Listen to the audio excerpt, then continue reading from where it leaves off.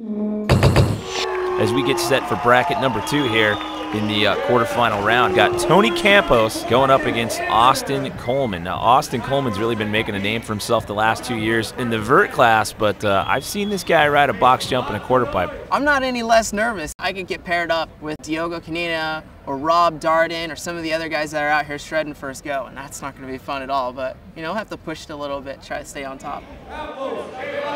Pretty much convinced that Austin can do just about every single trick that there is. Tony Campos going to be the first rider, and again, just like the first bracket, 2 runs, best run counts. We'll see what Tony Campos has on hand for us, going for an X-Up 360. That looked like a look-back 360, hard to tell, camera angle change there a little bit, and then going for the seat grab 1-footer, it looked like, going a little flatty 1-footer.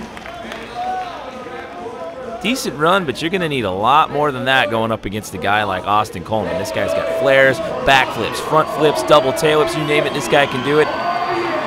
Starting it off with a 360, going for a truck driver to X-Up and a no-handed flare. I thought that run started off a little conservative for Austin right there with just a regular 360, but a very solid run. You got the truck driver X-Up, that's the bar spin with a 360, and then he gave it an extra crank for the X-Up part, and then the no-handed flare, backflip 180 while taking the hands off. So a very, very solid run for Austin Coleman, and that means Mr. Campos has his work cut out for him here in this second and final run.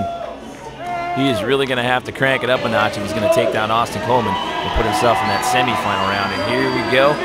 He's got the truck driver X-Up in his arsenal, going for a one-handed X-Up 360 and a double X-Up on the quarter pipe. A better run than his first outing, but again, I'm walking the plank here, and I have to say that Austin Coleman's going to be walking away with this one and putting himself in that semi-final round. He gets one more shot at it anyway, going for a turn-down backflip. And there's an X-Up 360 and going for the downside tail whip on the quarter pipe this time around. So Austin with 2 solid runs, changing up the line a little bit.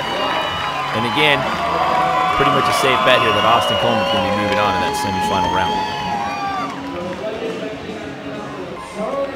So you got vote 1 for Austin, vote 2 for Austin, vote 3, so it is a landslide victory here. Austin Coleman moving on to the semi-final round.